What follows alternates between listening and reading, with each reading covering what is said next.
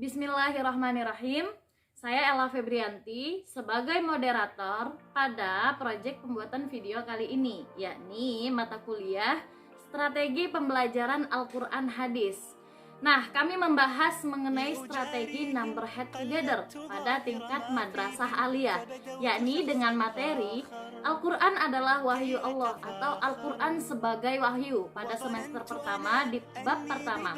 Nah, sebelum implementasi strategi pembelajaran number head together pada proses pembelajaran nanti, tentunya ada pemahaman mengenai konsep dasar dari strategi number head together. Jadi, penjelasan mengenai strategi number head together ini akan dijelaskan oleh Rafina. Berikut penjelasannya. Assalamualaikum warahmatullahi wabarakatuh. Di sini saya akan membahas mengenai model pembelajaran NHT atau number head together.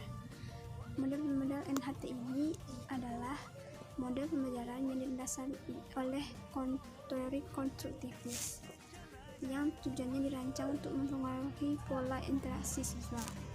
Adapun langkah-langkah dari model NHT ini, yang pertama, siswa dibagi menjadi beberapa kelompok. Lalu setiap siswa yang ada dalam kelompok tersebut akan mendapat nomor. Yang kedua, guru akan memberikan tugas kepada masing-masing kelompok untuk mengajarkannya.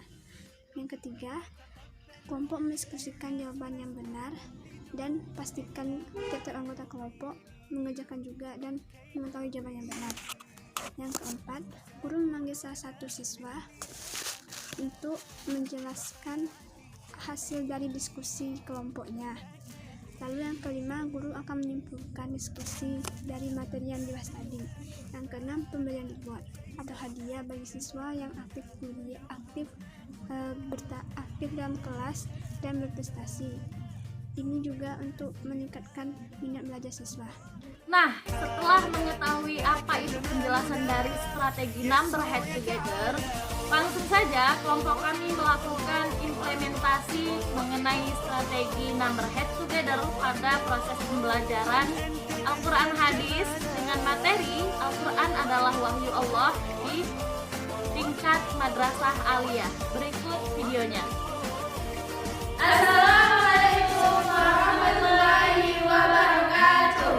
Baiklah, kami dari kelompok 3 akan menjelaskan dan menampilkan video pembelajaran mengenai metode pembelajaran number head together. Assalamualaikum anak-anak. Waalaikumsalam warahmatullahi wabarakatuh. Selamat pagi anak-anak. Pagi Ibu.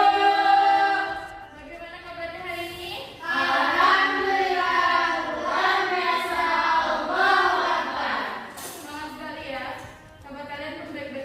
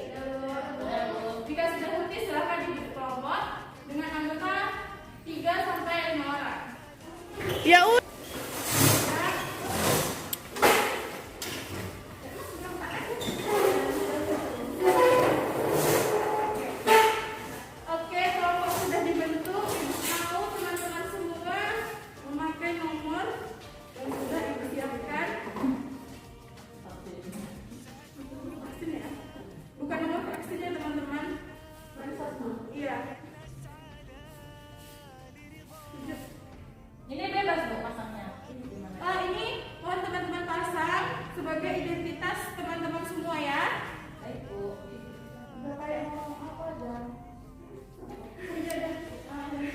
Fashion show. Fashion show. Coba lainnya enggak? Ada tak?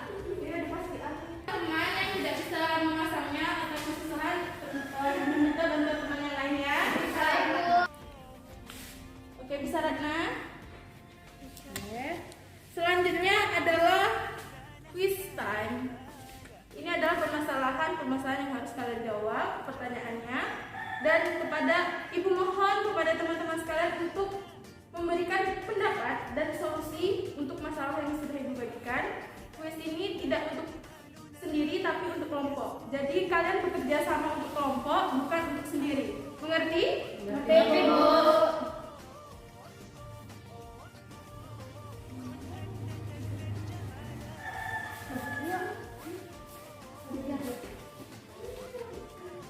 Sudah 30 menit waktu untuk menjawab persoalan yang Ibu berikan. Karena ini sistemnya random, maksudnya Ibu adalah ingat nomor yang ada pada diri kalian. Jadi Ibu tidak akan menyebut nama, tapi Ibu akan menyebut nomor. Jadi pada masing-masing nomor untuk memberitahukan berdiri, kemudian beritahukan kepada teman-teman apa pertanyaannya dan apa jawabannya. Oke, untuk pertama Ibu akan berikan kesempatan nomor 4 untuk mengajukan pertanyaan dan jawabannya. Pertanyaannya ini, berapa lama masa turunnya Al-Quran? Jawabannya itu 22 tahun, 2 bulan, 22 hari. Oke, apa teman-temannya bisa dengan jelas memahami? Bisa, Bu. Nomor 6, apa jawabannya? Ya. Berapa lama Al-Quran? Berapa lama masa turunnya Al-Quran?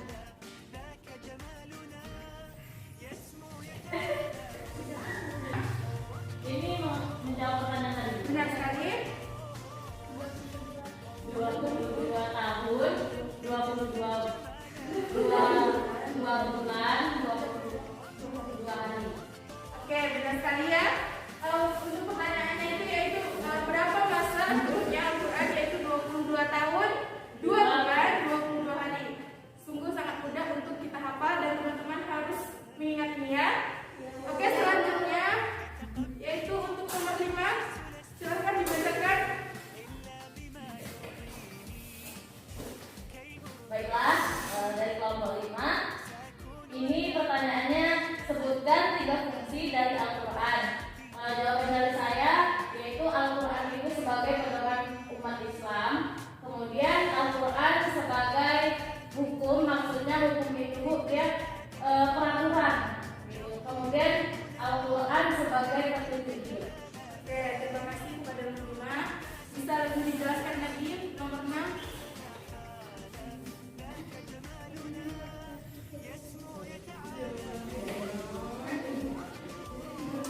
Di siapa itu yang pertama itu sebagai pedoman hidup, yang kedua sebagai asyifa adalah obat, dan sebagai sumber hidup.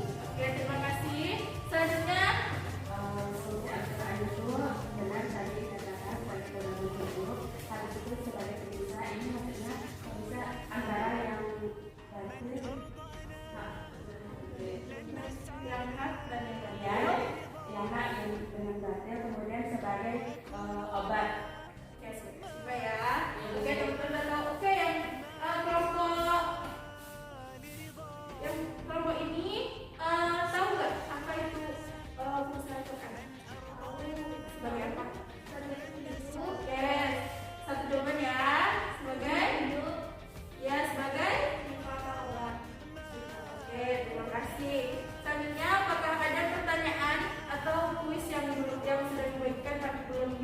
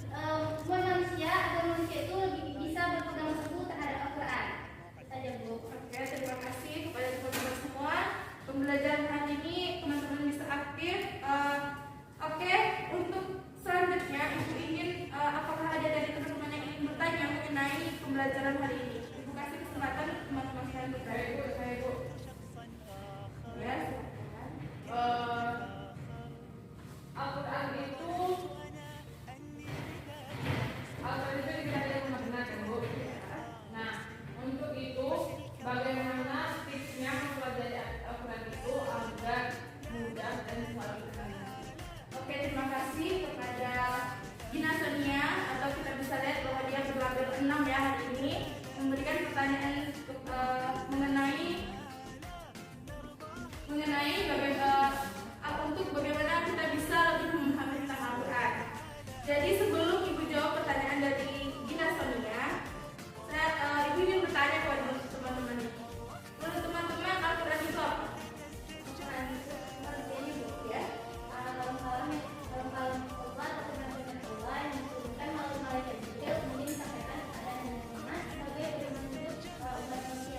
Terima kasih, jawabannya sangat luar biasa.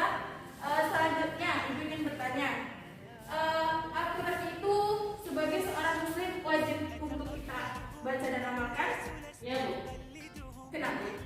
karena karena pertamanya Bu, Al-Quran itu firman Allah Bu, tentunya sangat luar biasa, dan manfaatnya sangat dahsyat menurut saya.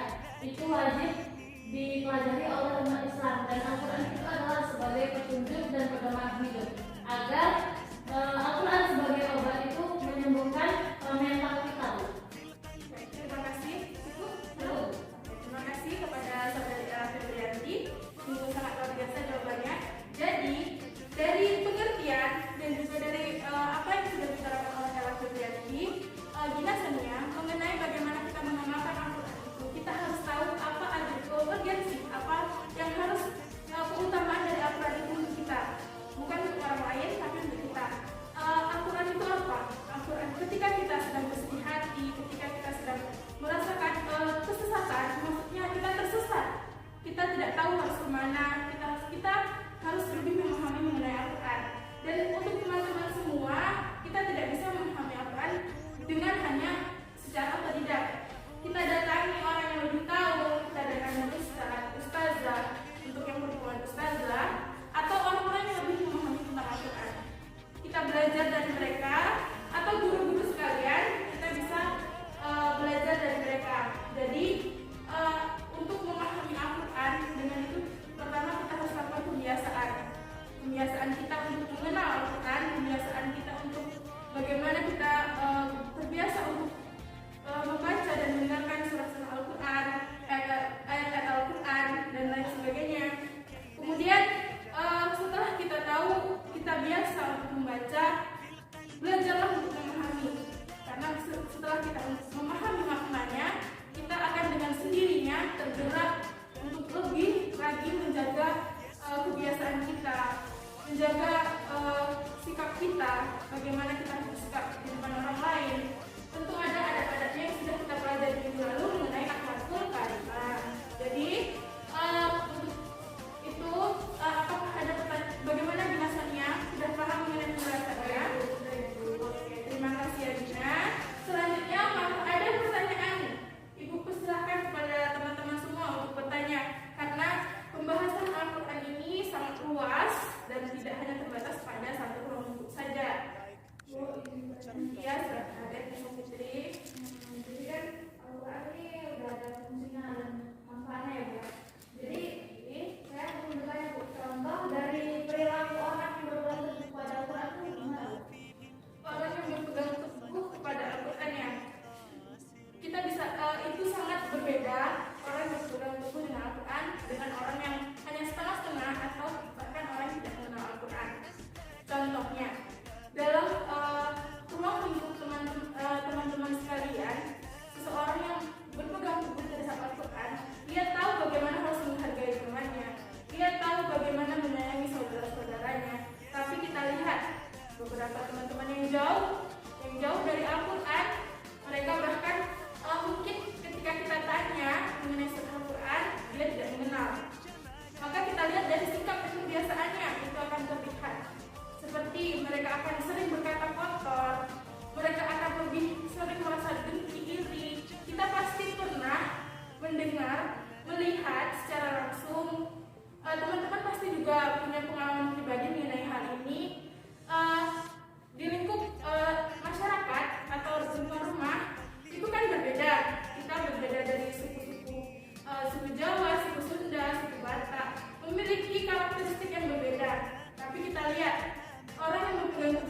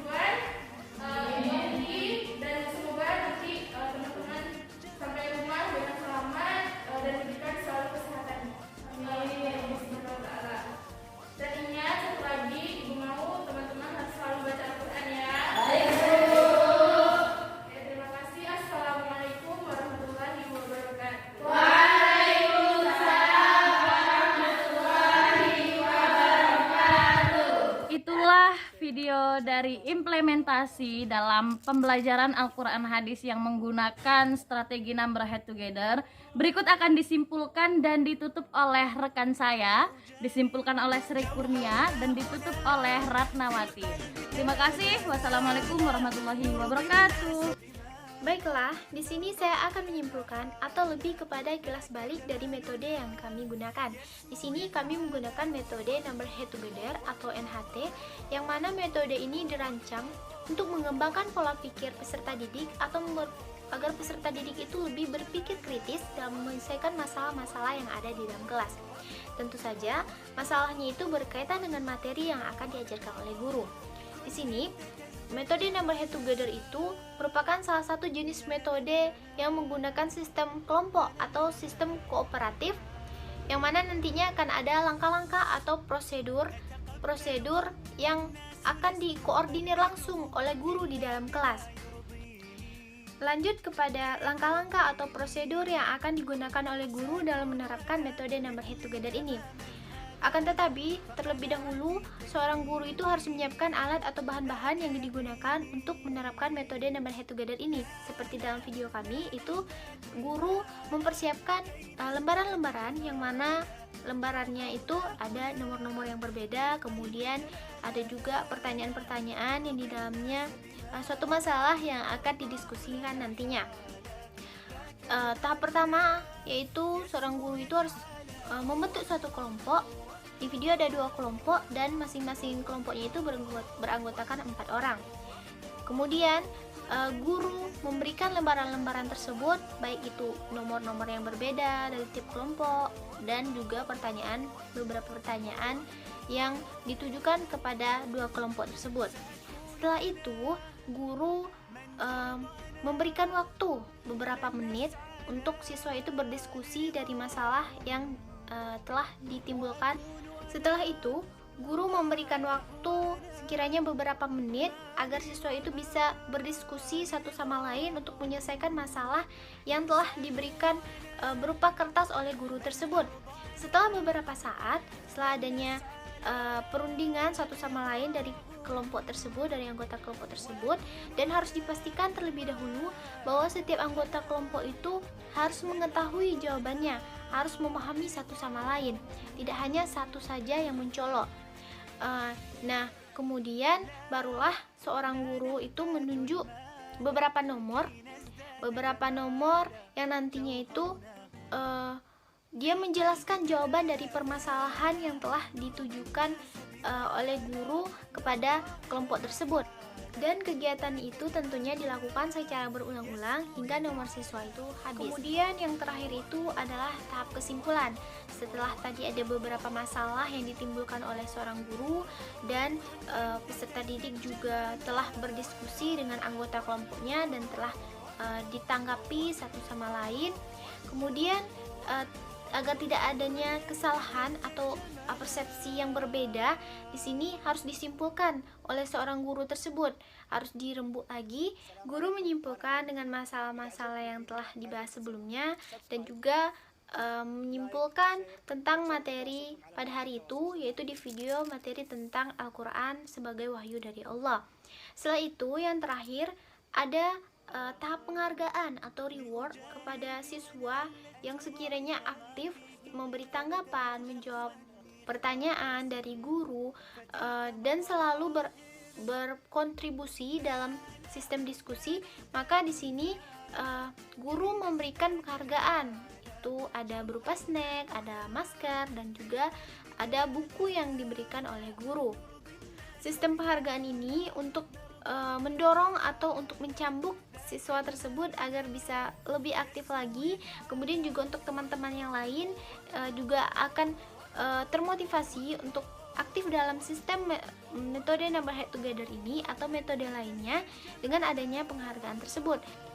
Dapat kita lihat sama-sama, selain menyenangkan, metode number head together ini juga efektif digunakan dalam sistem pembelajaran, yang mana di sini peserta didik itu termotivasi untuk menguasai pembelajaran karena walaupun sistemnya itu kelompok atau kooperatif, tetapi lebih menekankan kepada sistem individu dikarenakan guru itu menunjuk satu persatu siswa dengan menggunakan nomor-nomor yang telah dibuat oleh guru sebelumnya, sehingga itu tidak ada ketergantungan antara peserta didik satu dengan peserta didik yang lainnya, walaupun itu satu kelompok.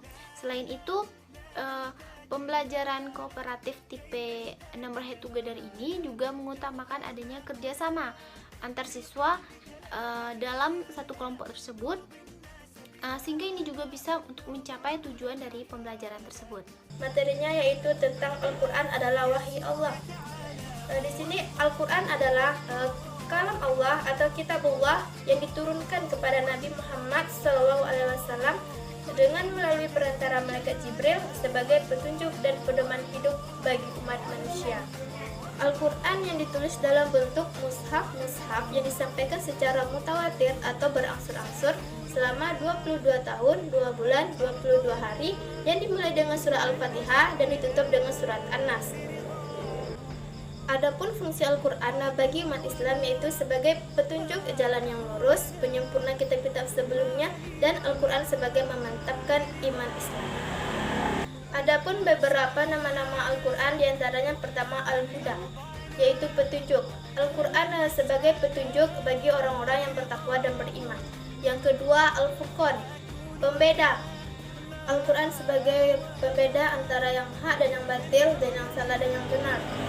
Yang ketiga yaitu Ar-Rahman atau rahmat. Al-Quran melahirkan hikmah atau rahmat bagi umat Islam yang berpegang teguh pada Al-Quran. Yang keempat, Asy-Syifa atau obat. Al-Quran sebagai obat atau penawar penyembuh beberapa penyakit umat manusia seperti sombong, ragu, bahkan syirik. Itulah penjelasan yang dapat saya sampaikan. Assalamualaikum warahmatullahi wabarakatuh.